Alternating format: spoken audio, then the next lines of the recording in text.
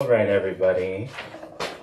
Welcome to Green Apple Books. My name is Vernon McHugh. I'm a bookseller here, and I'm very excited.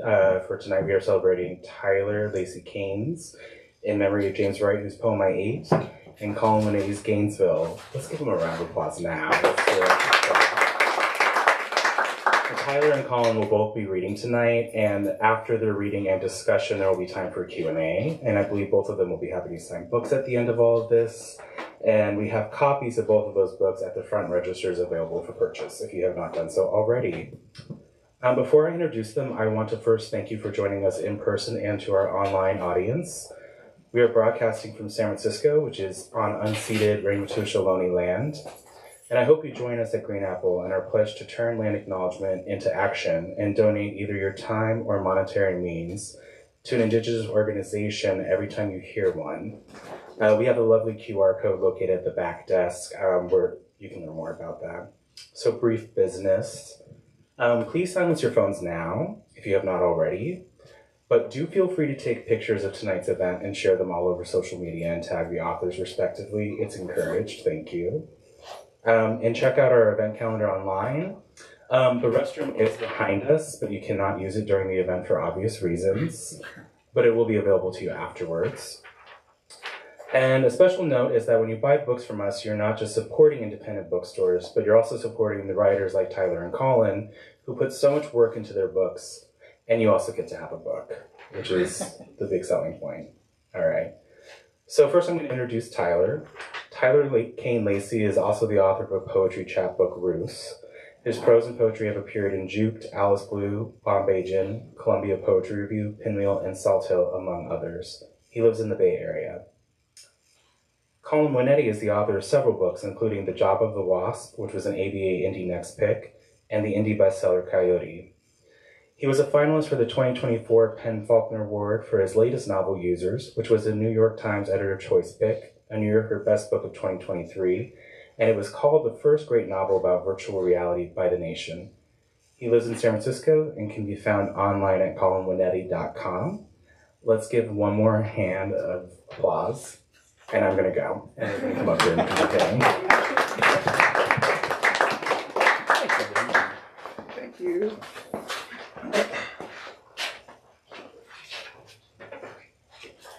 Thank you, everybody, for being here. Hi. Thanks to Colin for joining me in this little escapade into our books. Thanks to Green Apple for hosting us. So the way this is going to work is I'm going to start by reading a little bit from this little doohickey, and Colin's going to fire me some questions that I won't be able to answer about it. And then we'll segue into Colin reading, and I'm going to then fire some brain busters his way. And then if our lovely audience has have any questions for us, we can do that as well. All right? Can you hear me okay? I think so. Okay. So a little bit of a table setting in terms of what's going on in this little book here. The poet James Wright, kind of known as a Midwestern poet, but he has this poem, so this is his collected poems from 1981, and he has this page in it. You know, you're scrolling through, you're having a great time reading all these beautiful poems of his, and he has this page that's basically blank except for a title, and the title says, "In Memory of the Horse David, who ate one of my poems." And so I've been thinking about this poem, or whatever we could call it, for like over a decade, being like, is it a poem? Is it not a poem? What can we say about it? And I decided that I wanted to write something about this poem or non-existent poem and basically treat it as though it's a full-fledged poem. And I started writing a little bit, kind of like an essay, a piece of criticism about it. And then I quickly realized it wasn't very fun because I was being too serious. You know, I was trying to sound smart and all that. So then I flipped it, and I decided that if this horse named David ate the poem, he would actually have a lot to say about the poem because he had ingested it. So then I let the horse actually narrate the story. So what I'm going to read from in this book requires you to imagine that I'm a horse, that I'm not a a person, all right? So it's a work of fiction, all right? And Tyler is not the narrator. The narrator is a horse. Anyway, so here goes some snippets from it.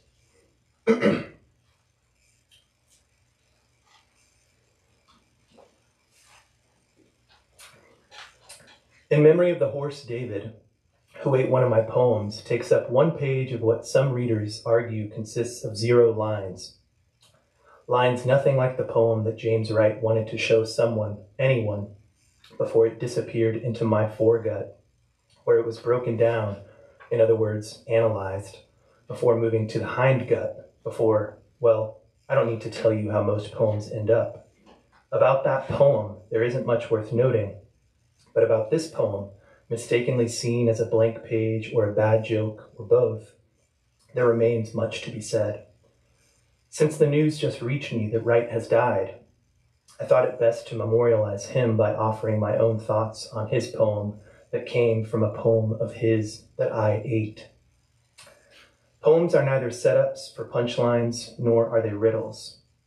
Wright knew this well before he showed up at the farm and came begging me for training. He was in search of the assurance of poetry as a possibility, and I was kind enough to appease him. I taught him to see the pasture in all of its possibility, the variety and depth of which would allow him to then shape his experiences into better poems. It was this possibility and the difference between punchlines, riddles, and poems that Wright tried to get at when introducing this poem of his in memory of me. He announced to a crowd of adults on February 21st, 1973, "This looked as if it were a joke in my book, but it's not a joke to me." I wasn't there, obviously, but in the recording shared with me, I hear impatience in his voice that he even has to offer this prelude to the poem. "I wanted to tell you about David. I loved that horse, and," he stutters on "and," as he always did when he was drunk, which was most of the time, "I think he loved me too." He goes on to provide context for the poem's creation. I, the horse David, belonged to the poet Robert Bly and his wife Carol, whose western Minnesota farm Wright was visiting when he wrote a poem that he wanted to show them. He walked from the chicken house, where presumably he'd written the thing, to the farmhouse in search of his hosts, and then, still looking for anybody home, went around the back of the house, and according to him in the recording, of course David was wandering around, wonderful old David. He ate the poem. There's a smile in Wright's voice as he says this last sentence. It pricks up my ears. I love the joy present in how he speaks that sentence. He ate the poem, rounding the vowels so softly in poem, and the smile that's affecting his pronunciation of the word is not a cue for the crowd to giggle, but a smile from understanding the wisdom, but perhaps wisdom is too heavy a word, that this fleeting moment in his life was trying to extend to him. Nonetheless, the audience mistakes his smile as a visual marker for a punchline. Laughter bounces around the crowd in what they call the Modern Languages Auditorium at the University of Arizona, whatever that combination of words is supposed to signal. I know it sounds as if it were a joke. His voice rises above the guffaws, but it's not a joke. No, no. As the giggles deflate, he reads the title, In Memory of the Horse David, who ate one of my poems, he says, and here it is. But before the poem gets into the room, the audience is already laughing at what they perceive to be a joke about a paper-creating horse, a lackadaisical poet on a farm, and nothing more. Wright is silent under the laughter. The poem ends just as it gets started, and you do not hear him laughing because it is not a joke, as he has already reminded the crowd twice before they uncan their laughter anyway. Since the poem isn't clear in the recording, I'll include it here in full before I go any further. And then you see the blank page.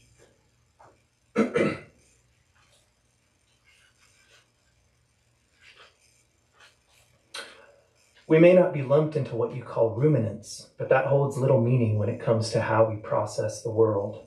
Your distinctions, monogastric or ruminant, poem or forage, for starters, appear to serve no purpose other than to perpetuate the bewilderment you have created in hopes that you will feel less lost in it. I'm sure you've heard that stupid questions lead to stupid answers. I mean, How else is a horse supposed to partake in poetry, if not by eating it? Even more, what does our preferred method of receiving the written word say about the futility of the lowly and passive method preferred by you, that which you call, with arrogant certitude, reading? Chewing is how we process the world. Our eyes are reserved for maintaining our safety at all times.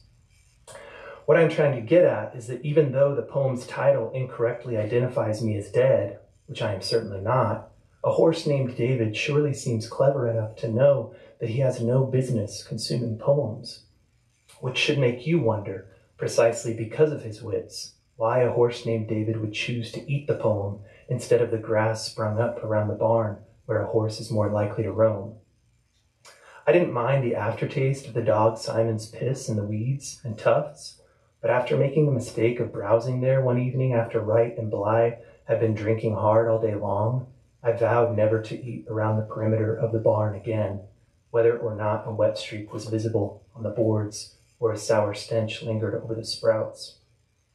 The simplest way I can put it for you is that the smart animal chooses whatever provides the greatest value with the least amount of labor involved. You might assume that Wright reached out his hand without thinking, with the poem in it, toward me as a greeting. So it's no wonder what I, a relatively affable horse in my youth, took the poem for. The problem with this assumption is that since I was the one who ate the poem in question, I can assure you that it was terrible and offered very little, if any, nutrients. But that poem is not the subject of my rumination.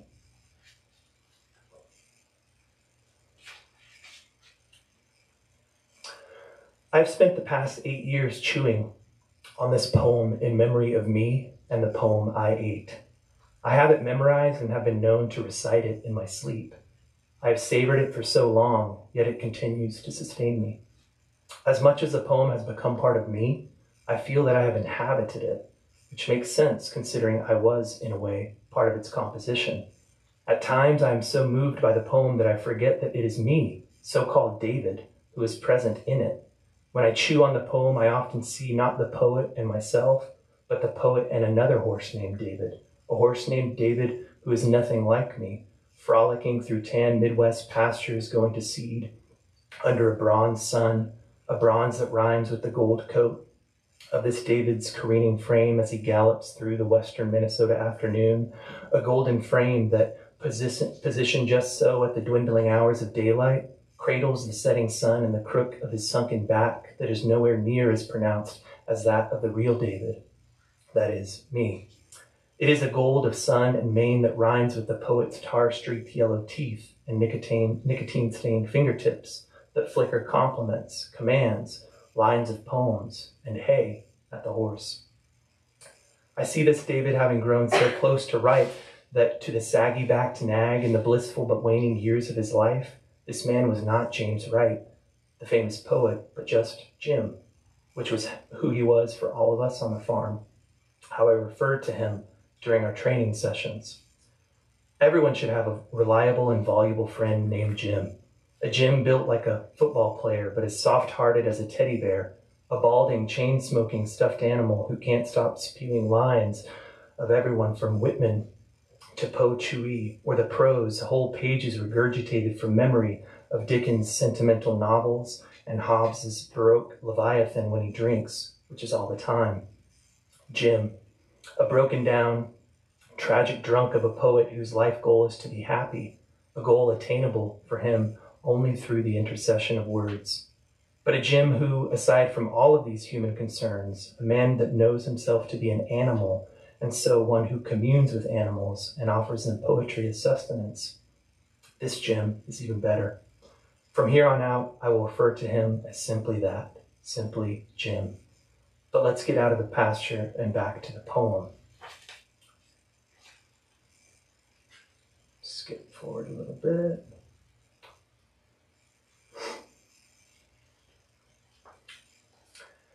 In his introduction to the poem, during that 1973 reading, Jim calls it a poem or something more than just a joke, and the fact that he cannot recognize it as a poem proper means nothing. Most writers have no idea what they are doing with words until the words huddle together and tell them what's going on. Jim, too, as he himself admitted, is not immune to bafflement in the face of one's attempts to domesticate language into something you can name and sway. Perhaps the 1/4 of the time remaining in his calculation noted above is the rare occasion when the 3/4 of that whole being that hovers over a poem, the writer, gets out of the way, or is forced out of the way, so that the humble 1/4 of what hovers over the poem, the reader, can sidle up to it and take a look. Perhaps writers would better understand what they were doing and what they have done if they allot at least 2 of those fourths to reading, allowing for each half, reading and writing, to have equal say in what is going on. Perhaps that is merely the start, though, and another marker of good poems is that they are created by writers who are composed of more than 1/2 of reading. It's a matter, too, of coming to grips with where a poem resides. Does a poem live on the page, in the voice, in the air, stuck in your throat, or lodged in the grooves of your hooves until the farrier comes along and scrapes you clean? Jim and I spent countless sessions arguing over this.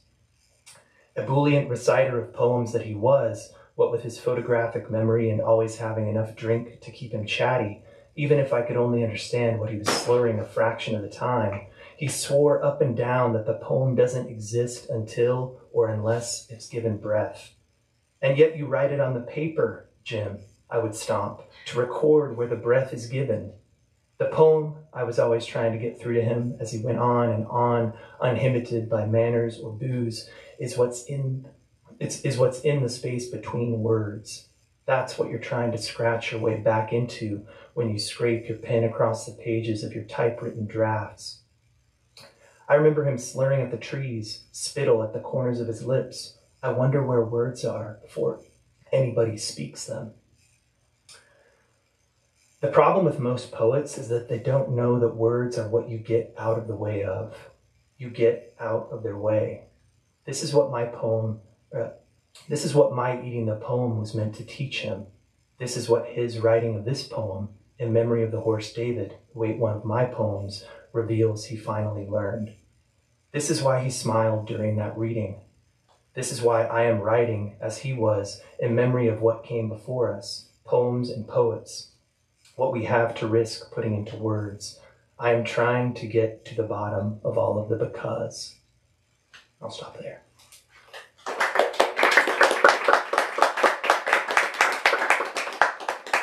Cool. Hi, I'm Colin. Thanks so much for inviting me to celebrate your book with you and hang out. And thanks to Green Apple and Brendan for always being such good hosts. Yeah, I mean, okay, so you started, right before you started reading, you mentioned that you had sat down to write this book sort of thing somewhat seriously and it had felt like it wasn't quite working. And I want to get to the shift, but I did want to ask just like initially, what was it about this poem versus, it's like you're holding like the collected works, you could unpack any poem, but you chose the one that has this sort of this joke, this playfulness to it, that has the fewest words, I'm guessing, maybe. No words. But like, yeah, what made you want to sit down and unpack a poem seriously in the first place?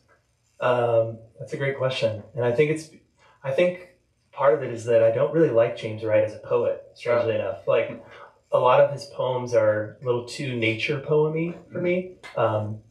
And I, through the horse David, that is, not me, kind of takes him to task on that in the book a little bit, like kind of poking fun at his ability as a nature poet and what that means in terms of expression and meaning and so forth. But I kind of like the idea of the challenge, like trying to say something meaningfully about a poem that doesn't actually exist. Like, it presented me with a challenge of trying to get at what poetry is trying to do all along, right? Which is like to talk about meaning when it comes in a package of as little words as possible. If we want to like reduce poetry to that kind of scope, right? Like trying to say the thing in as few words as possible. So this kind of presented me with that challenge of like doing that to the max, right? And I think aside from that, it just seemed kind of fun, you know, like yeah. to kind of bring joy back into writing and to try to not be so serious. What else could I say about that? Like there's, well, I guess this is now getting sort of ironic because I wanted to say something about glibness, but there's a lot of James Wright's poems that I think suffer from glibness. Like he says too much when he should be saying less. So I guess all that's to say, like, this poem by James Wright is his best poem. And it happens to have no words in it. That's amazing. That's cool. And it also occurred to me that, like, you know, there's often this, writers talk about, like, this sort of, like, confronting the blank page and, like, the battle with the blank page, and that being this big gauntlet that's thrown down the blankness of the page. Yeah. And so it did strike me that, like, in a way, this book is launched by you finding a page that has meaning in its blankness to start, you know? That's a good point. It's like, I can say anything because there's nothing on the page to begin with. Right, but there's also, like, this weird invitation to respond to the blankness, you know? So you were writing these, like, sort of over-serious, like, not over-serious, but, like, there was something stifling you in the initial launch, and then you found freedom in David, or found a new angle in David. And I'm curious, when you were sitting down to write, like, what shifted? Was it like the sense of, did you feel the sense of fun that you were trying to then add, or did you feel like your perspective on the poem changed as you were looking at it through a horse's eyes? I think it just ended up being that, like, joy ended up being kind of the what propelled what I was saying. Like, I was having a lot of fun pretending to be this horse that is also a poetry critic. Right. Like, that sounds really stupid. And, you know, it turns out that writers take themselves too seriously, as you know, right? So I felt a lot of pressure at the time in my life to get something written because of things that were happening in my life. Like, I wanted to have, you know, so-called accomplishments, right? And I felt like I had been thinking about this poem, this non-existent poem, for so many years. I was like, okay, like, it's time to try to say something about it. But I was stifled by my own attempts at sounding too smart. You know, like, it wasn't interesting because of the ego that I was bringing to the page. Like, all the things that I have to say about poetry are still here, but it's kind of offset by this, you know, sort of kind of bad joke about the horse eating the poem. Like, the horse can say all these things, and the delivery ends up being different, right? I mean, imagine, like, if this was a whole book of just straight criticism that's, you know, for all intents and purposes narrated by me. Like, that wouldn't be very fun to read, or at least for most people, you know? But bringing humor into it was just a way of kind of, like, opening it up a little bit more. And it ended up being, I think, a stronger analysis of the poem and a stronger analysis of Wright's career as a poet, which is strange. But, there was something interesting in what you were saying about, like what I have to say. And I think you meant it in the sense of, like, what I have to say about it. But it did occur to me when that phrasing just struck me as, like, I feel like there is a big, I don't know, a canyon between, like, when a writer sits down, there's all this stuff they feel like they have to say. You're like, I have to say this, I have to sound smart, I have to do this certain thing, I have to, like, move people, I have to basically do all the things that, like, the world is telling me I have to do. And it's very hard to get through all of that to, like, what you want to say, what you need to say. And it does seem like one big strategy that a lot of artists use, not just writers, is this kind of, like, adoption of a persona, you know, like Sasha Fierce or something, you know? That just, like, kind of unlocks their ability to kind of be this whole other person. But I wouldn't have known to do that unless I tried doing it the, you know, overly serious way to begin with. Totally. You know, like, And in fact, it probably would have suffered if I sat down from the beginning to write from the perspective of the horse. Like, in other words, if I started with that agenda, it probably wouldn't have. I wouldn't have been able to sustain interest in it, probably, you know, because, like, if I already knew what I was trying to accomplish, what's the point of even writing it, you know? So I had to kind of, like, stumble upon it in order for it to kind of, like, spark for me, you know? Yeah. You found out that you'd rather live life as a horse? I mean, wouldn't we all? It's true. Beautiful animals. But so, I mean, part of what we're here doing today is celebrating Long Day Press, which press based out of Iowa City, or are they in Chicago? Chicago, They're by in way of Chicago. Iowa, yeah. By way of Iowa. I met the editor there in Iowa. And they're doing, so this is an original title. Yes. And this is a reprint of a book that I had published in 2013, I think, or like part of a book that I published then. And so they do these like great, fantastic little editions. That's the, like, they do the original art. These are the reissues have these kinds of like marbleized cover. Mm-hmm. And so I wanted to ask you about your history with them, how it's been working with them, like how you found your way to Josh. Yeah. Today. So I was living in Chicago for several years, trying to like grind out just a writing career, writing accomplishments, whatever you want to call it. And at the time, well, I went to Chicago to get a master's degree in poetry. And by the time I finished that degree, poetry was kind of ruined for me. Like workshop took the wonder out of all of it, you know, sort of thing, which I think you'll hear a lot of people say. And so I kind of turned away from writing poems and I started getting into fiction. And along the way, I submitted a fiction manuscript to a press that Josh was an editor for, and he liked the manuscript. It ended up not going anywhere with that press, but I knew that he liked weird stuff, you know. So right away totally. So right away when I finished this, he was the only person I sent it to, and it was, you know, that kind of like dream of like just one thing and it was done, you know. That's awesome. So yeah, but I want to hear more about your book, and let's not talk too much about David. Sure. I want you to read from your book, and I want to talk more about Long Day, and especially like in terms of your trajectory going from the small press scene and getting into like where you are now. So why don't you read from Gainesville? I will read from Gainesville. This is a really weird book. So I'll say that at the beginning. It's going to sound like you need context for this passage, but you don't, because there isn't any. So like, I could just tell you it starts here. But it kind of roughly follows this like one sort of bloodline in a family in Texas over many generations. And it moves at a really steady clip.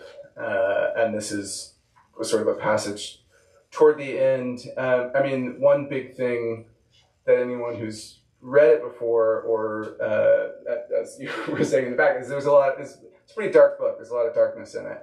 And it starts in a pretty dark place. And but it is kind of like, for me, it was a little bit about like writing out of that place and trying to find how these cycles find where they open up, where the cracks come in. And this is a section that I'm going to read just because I feel like it's starting to open up a little bit, I guess. And I feel more open now than I did when I wrote this book. Although it does start with this sentence. Jimmy met his wife through a letters to convicts service, which he enrolled in after 15 years of incarceration. She asked him about life in prison, about what he'd been like before he went inside. He told her he hadn't known what he wanted. He'd been confused. Things hadn't been easy. Not knowing what he wanted had left him feeling helpless, without guidance or clarity. But that had all changed once he began to lose things. Once he lost his freedom, lost his best friend, his right to a normal life, then he knew what he wanted. He wanted those things. He wanted friendship, love, television, cold beers. He wanted people he could rely on. He wanted people who could rely on him. He wanted children. He wanted a wife. He wanted to devote himself to something. He wanted to show God he was worth loving. He wanted to be worth loving. When he was finally released, they were married. She was pregnant within a year. They were happy together, though Jimmy was given to fits of melancholy. He put holes in the walls, but he never raised his hands to her. And he was holding her hand when the baby came. She's beautiful, he told his wife. She couldn't hear him. She'd gone up still only a few moments after Clara had appeared. She's perfect, said Jimmy. When their own mother died, Jimmy flew home to help his brother with the arrangements. Joseph had a home in their old neighborhood where he lived with his wife and 2 daughters. Jimmy and his daughter roomed with Joe for a week while they finalized the details concerning their mother's burial. She was buried on a Sunday in the morning. After the funeral, Jimmy's daughter, Clara, asked if his mother and her mother were together now because they had both died. Jimmy said they were. She asked if we all had to die and if Dad, was going to die too, and Jimmy said yes, they were all going to die. He was going to die too, but not for a long time, and it wasn't something to be afraid of. And she asked, why not? Why not be afraid? And he said because life was a very, very good thing, and death was a part of life, just like any other part, so death was good too. And what do you do when a part of life is scary? She asked. Refocus your attention, he said. Think of something else. Clary said that okay, she wasn't afraid, but it made her sad, and Jimmy said that was fine, it made him sad too. He and Joe spent only a small amount of that week alone together. Joe told a few jokes, and Jimmy drank cup after cup of coffee. How's Clara? Joe asked. She's good, said Jimmy. How are you? He asked. I'm good, said Jimmy. On the plane ride home, Clara closed her eyes during takeoff and landing.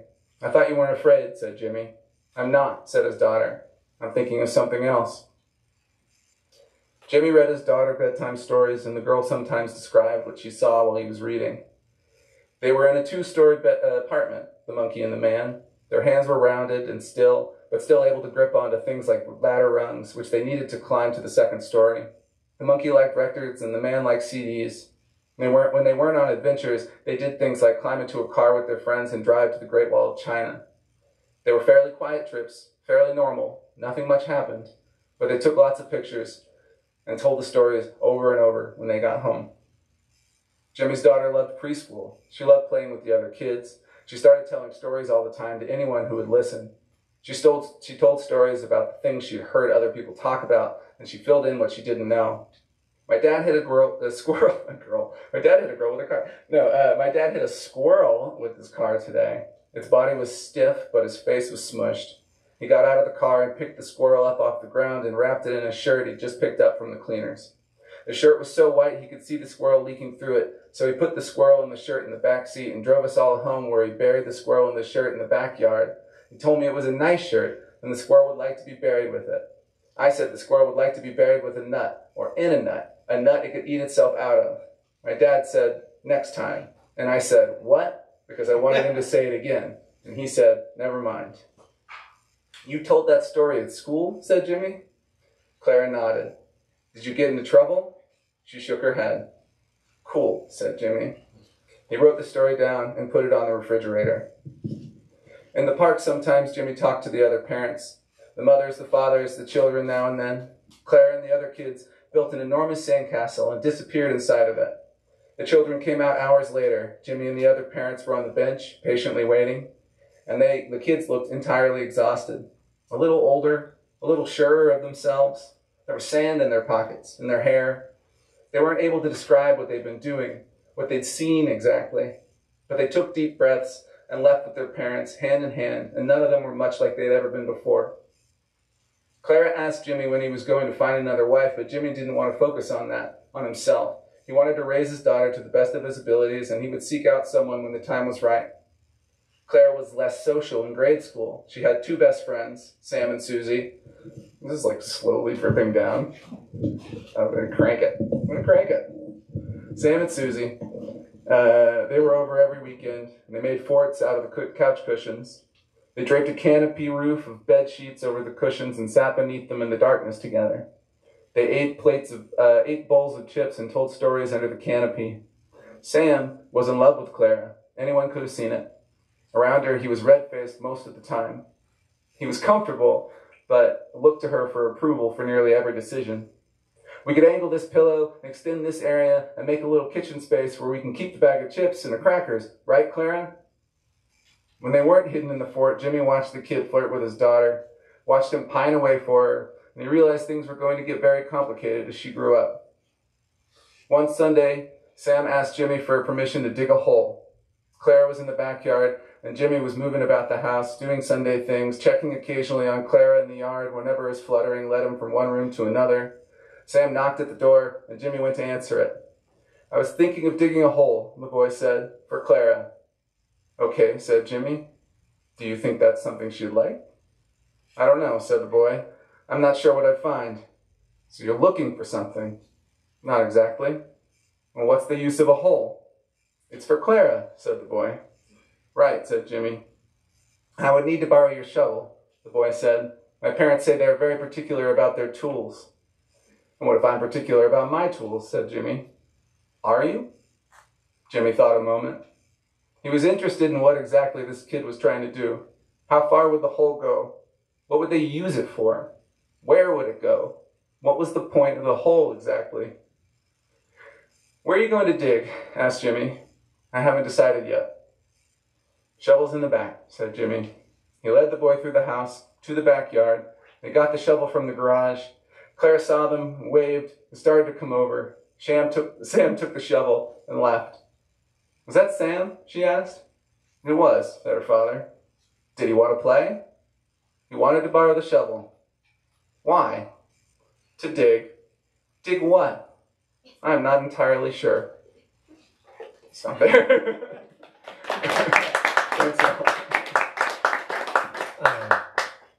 So let's talk about the tone a little bit. Sure. At least toward the beginning of the book, when I was reading it, it seemed like this tone is very detached and very kind of, I keep thinking of the word demure, but I don't even know what that word means. It's like the social media word. We've been on TikTok. Yeah. But, like this sort of detached, kind of like matter of fact. And at times I felt like the book kind of summarized events rather than narrating them in a good way. Mm-hmm. Like Natalia Ginsburg, a writer very different from you. Like, it's just like, here's what's happening. Bam, bam, bam, bam, bam, right? Mm-hmm. Or here's what has happened, rather. Mm-hmm. So I just wonder, like, how you landed on a tone like that when so much of this book, granted, like, the section that you read from is not representative of the violence and the trauma that a lot of the book covers, right? Sure. So how did you land on a tone that's this sort of detached, kind of plain matter of fact, almost like bored? Like the tone is almost, in a good way. I don't know. I mean, for me, and it's also, my writing style has shifted a lot over the years. And I wrote this when I was 26. And at the time, I felt like there's just a lot, you can lose a lot of emotional content in a desperate search for the right word, And like, you can just spend so long trying to find all the words that could potentially sort of paint the picture of the thing. And then when you're reading it, you're paying attention to the words and not to the content, not to what's happening. And there's so many ways you could talk about fire, but if I was just like, LA is on fire right now. Like that's like, just like this plain, LA is on fire, and that for me contains so much more curiosity and sadness and urgency than talking about the redness of the flames or their volatility or whatever, like just getting into it. And that's not to say that there aren't writers who paint beautifully with words. It's just something that was really stuck in my head especially about writing about really difficult things. And so much of this stuff, these characters are kind of living at odds with the world, and there's a real lack of control around their own lives and around what's happening to them. And so part of the language is trying to reflect that too. Like this is just like happening. Reflect how they would process it. Reflect how they would process it. Their relationship to it, and also just the sort of not banality, but the bluntness of the weight of these things that are happening to some of them, versus getting caught up in trying to make it sound beautiful. In other words, it's like you're trying to let the characters, or you're trying to show how the characters would process this. Like in a way, it almost seems like we might be able to attribute this to something like class, for example, or place. Like these characters, these sorts of events, like violence, trauma, people dying, like these things happen over and over to the people in this family, and it's like they just kind of keep moving on. Like the death isn't even necessarily the thing that they want to talk about. It just kind of keeps moving, right? Right. Yeah. Well, and also, I mean, there's another thing where it's like we're leaping through time. Sentences jump years, and and part of that is is not getting too like embedded in a moment. It's much more interested in that movement of history, and so we don't have the sort of like time dilation of like sitting down to sort of like pick apart someone's interiority. It's just like they got hit in the face and they're dead now. Now they're there's so many lines where like, people die and it's just like, oh, that was like 4 sentences. And it's like on to the next thing about whatever. What about so you mentioned how you wrote this. How many years ago now? It was 15 years ago? Wrote it, 2011, so like 14, 15 years ago. So as you were reading it, I noticed you kind of like, not necessarily correcting things, but changing things. Sure. And I wonder if like maybe that was just, unconscious that you were doing it. But I guess my question is, what do you see in this book that you think is still active or present in your current style? And what are things that you see in this that you think you've moved away from, not necessarily because they were bad or they, you didn't like them, but how have you, seen your trajectory over these years? I mean, definitely repetition in sentences, and like building meaning through repetition is something I still do. The sentences probably sound differently, or sound different. They don't, I guess they would sound differently too, but they sound different. I mean, I think when I was younger, part of why I was interested in like these big leaps in time and in these like really sort of ground down plain sentences was that it allowed me to write really quickly and really like so I used to have this like thing about like I never wanted to be far away from the sort of impulse that put me in the chair in the first place. So it was like when I had like this feeling of sadness or I had this feeling of like insight or whatever it was, like I just wanted to write it and get something around it as quickly as possible.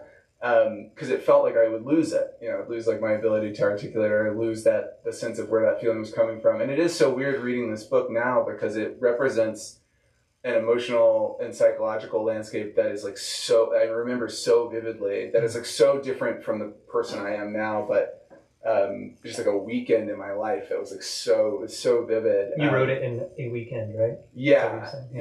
The first draft, I mean, this whole book started with like a challenge to myself where I really want to try and write a book in 24 hours while I was like going through this, like, I mean, let's share, why not? It was a small group, I can get into it. But like, my parents were getting divorced, so I was like, that's crazy. And then I was like staying with my dad right before he moved to Prague, which we had no connection to at all. He was just like, I'm going to Prague.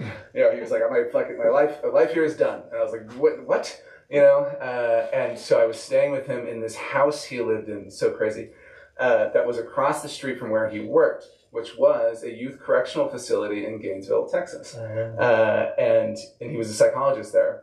And so we were like right across the street, like a 2-lane road in a small town in Texas. And there was just like this, fortress full of children who had like murdered people. And he was a psychologist, so it was like definitely like very like interested in the kids and like in their emotional landscape. And it was not like a punitive situation. I mean, it was punitive because they were in prison, but it was like more about trying to help them, I think. But scary, fraught, fucked up, dark, all that shit. So I was just like sitting there dealing with all this like grief and sadness and uncertainty and the ugliness of the world, and specifically this part of Texas that was like this dried out, like 4 strip malls, 1 taco, not even a Taco Bell, it was like a Taco Great or something, it was like some like off-brand Taco Bell, and this like fortress, and my dad's random like, I don't know if you've ever stayed in like like this like a facility housing where it's just like it's big, was probably an office at some point, and they like put some beds in there, and like just going through all that. So I was like, I'm gonna spend this weekend, this like Saturday, just writing a book as fast as I can and like trying to capture some of this emotionality. And it mostly was like occupy myself and like deal with some stuff. And then we got to the end of it, I was like, wow, something really unearthed here that I think is really interesting and that I kind of love.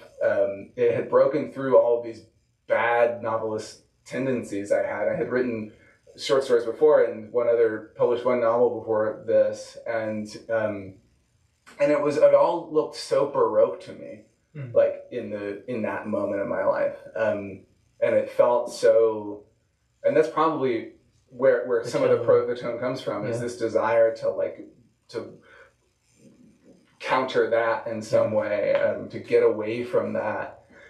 And yeah, so then when I got to the end of it, I was like, oh, I actually really kind of like this. So I did revise it a lot. It wasn't like I just wrote it and then published it, but worked on it for a while, and I shared it with Brian Evanson, who's a writer who I really, really love, and who's definitely like influenced me in his prose and in his relationship to horror, and he really liked it. And then like, he wrote the foreword for the reissue of this book. And I had shared other stuff with him before. He wasn't a teacher of mine, but he was a friend with Jesse Ball, who was a teacher of mine, so I kind of met him through them.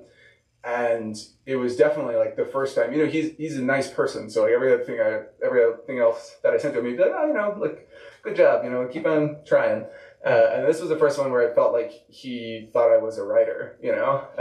And I was like, okay, so like I got somewhere with doing this. And maybe it was just more to a more honest place. It's so similar to putting on the horse mask, where you're like, I'm coming at this from this heady, like, completely constructed space that's really about like all these things I've kind of like picked up when I'm navigating the world trying to be an artist, and built this sense of obligation to, you know, that I have to do this certain thing. And when you can find these ways to break that down and get it, again, like the thing, like you need to write, you have to write, you want to write, then I think something happens. Like there's a connectivity that like the reader can feel that, you know. Speaks to the power of constraint, right? Like you Totally. have to give yourself a constraint, whether for me and mine or for yours. Oh, I was like super obsessed with constraint-based writing at this point in my life too. So that was where the 24-hour thing came. I was like, my constraint is that I have to do this before I leave this crazy house I'm in. So let's come back to Long Day Press. Yeah. So so you started, your first novel was also on a small press, an indie press, right? So how do you think, I don't even know if this is an answerable question, but like, how do you think your trajectory as a writer, getting to, you know, your most recent novel, Users, being, you know, widely acclaimed, reviewed in the New York Times, et cetera, and all that's incredible, and I applaud you for all that. But like, all this started by, you know, dealing in and working within the small press community. So like, do you have any idea of how that small press community, how those like tight-knit relationships with small journals, small presses kind of got you to where you are now? Like, is there... Oh yeah, I mean, I owe everything to small presses, for sure. Anything in my life that's going well now is because of small presses, basically. No, I mean, like, the thing that I always talk to, like, students about, and the thing that I talk to my writer friends about who are trying to sell their books and stuff is, like, so much of it is random. It is a lot like dating, but, like, what you should be doing if you have something that you really love is like looking for your people, not necessarily like not necessarily looking at another writer and saying, oh, I want my career to look like theirs, you know, because then that's just disappointment, basically, like you're going to experience. And even when you get it, it's like, okay, so I got this thing that like I only wanted because someone else had it, you know. But when you find your people, I mean, I remember emailing with the guy who published my first book, and it was like, this is the first time I had read. You know, I got rejections from people who were just like, you can't call this a novel. It's only 55,000 words. It needs to be at least 60 to be called a novel. And I'd be like, all right, it's like, you want me to write 5,000 words? Like, what's going on, you know? And it just felt so kind of arbitrary. And then to get the email from someone who was like, I felt this way about this person, and it felt clear that you wanted me to feel that because later we feel this, and like, you're clearly talking about this. And I was like, oh, these are acts of communication. This is someone I'm communicating with. It was like, life-changing to feel that way. You know, I was like 24 or something when that finally happened with the novel. And so the other thing that was great about small presses is like, most of the time, there's a lot of pitfalls to small presses. We could talk about that all day. But like, when you find your people and they're good people, like Josh, seems like a really good dude. I mean, again, I don't know him super well, but I know him well enough. All my experience has been good. He seems really sweet. He's got really kind eyes. But like, then there's no money to be made in small press literature, really, you know, like, and even when there is, you have so many stories of like small presses that are chugging along, you know, kind of paying the bills, and then they have like one breakout success, and it just kills the press because they like can't keep up with the sales, you know. It's part of it's like the remainder system, or not the remainder system, but the like returns system and all this stuff.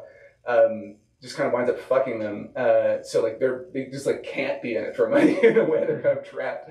And so you wind up meeting people who love literature, who have committed their lives to literature because they want to, not because they like see it as a career thing or see it as whatever. They're just like, yeah, I want to work all day and then go home and like read manuscripts and design covers for like people out in Texas and Gainesville who are just like going through freaking out.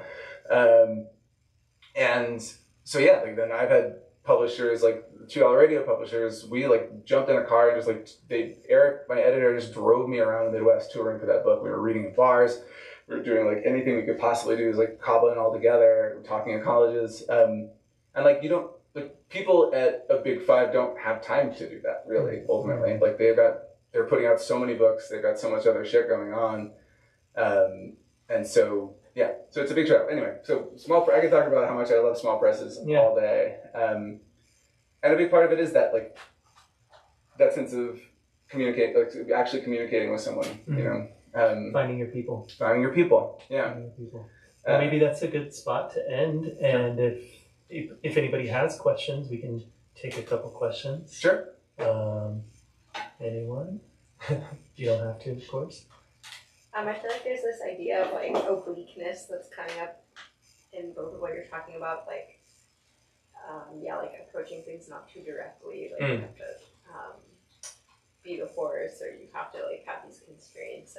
Be the horse. That's what I'm gonna wake up saying that every morning. That's good. I have a side question about the horses, which is I want to know if you knew anything about horses before, because I feel like that would be a problem for me if I was like trying to write about horses and I would get like lost. Is my answer gonna like change everything you think about the book? Because the truth is I know nothing about horses, but Google goes a long way. Yeah. But actually the publisher, so the Josh, who we've been name dropping, he grew up on a farm in Iowa, and he actually knows a lot about horses, including like I forget the name now, like sag, something about like their backs being sunken in. Sway back, that's the word. It's in my book, but I don't remember that.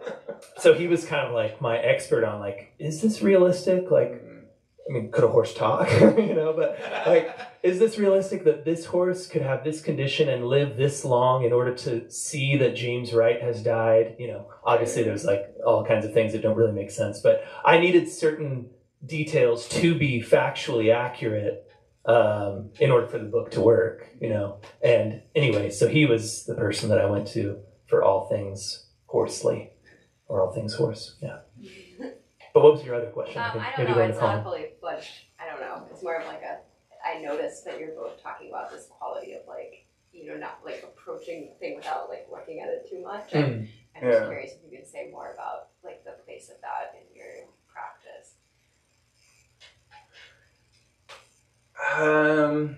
Yeah, it's like the tell it slant thing. It's like the it's scarier before you see the monster thing. It's like these are spaces where, I mean, a book is a collaborative act with the reader, and your writing in my mind should not be the sort of definitive thing. Like, I've drawn you the picture and that's all there is. Like, it needs to be an invitation for you to enter it and make your own kind of meaning there, and to activate your imagination to fill the spaces that I have left intentionally open. It's a tricky thing because you need to give people enough to build off of, and you need to give, I like to give people enough to sort of like guide them in a certain direction and say, like, I'm trying to talk about this, I'm trying to talk about this, but like, I'm not telling you what to think about it. So yeah, I mean, it's kind of like you describe the edges of the whole instead of the whole, and it's easier to see the whole, you know? Yeah. I kind of like, I want a piece of writing to teach me something as I'm writing it. You know, like, I don't want to know like where I'm going, you know? Yeah, so if it's like the whole, like, I don't even want to know what's in the hole. I want to kind of like skirt around and kind of stumble upon a little way in and then kind of figure it out. Otherwise it's not very fun, you know? If I already know everything. Yeah, hopefully that answers your question. Anybody else have questions for us? Yes. How essential is it to read James Wright? Only the poem that I'm talking about. And luckily for you, it has 0 lines, so you're in for a treat. Have you had contact with the Wright estate? I shouldn't say anything about that, but we can talk afterward. Luckily, since the poem has no lines, I'm not actually, I don't have to get rights to quote from it, but, yeah. They might be into it, though. Yeah? Could be, but it's kind of like what we were talking about with the small press community. If they're not into it, it could create a lot of problems. Okay. Like, because of how fraught, things already are. You know what I mean? So yeah, we are recording, so I shouldn't say anything more about it. Okay, this seems like a good place to stop. If you have questions, feel free to ping me or Colin. Sure. We'll hang around if anybody wants to chat. Yeah. But I want to say thanks again to Colin. Thanks to all of you for being here. Thanks to Green Apple for being our lovely hosts. And have a great night. Take care of yourselves. Thank you so much. Thank you. Thanks for coming.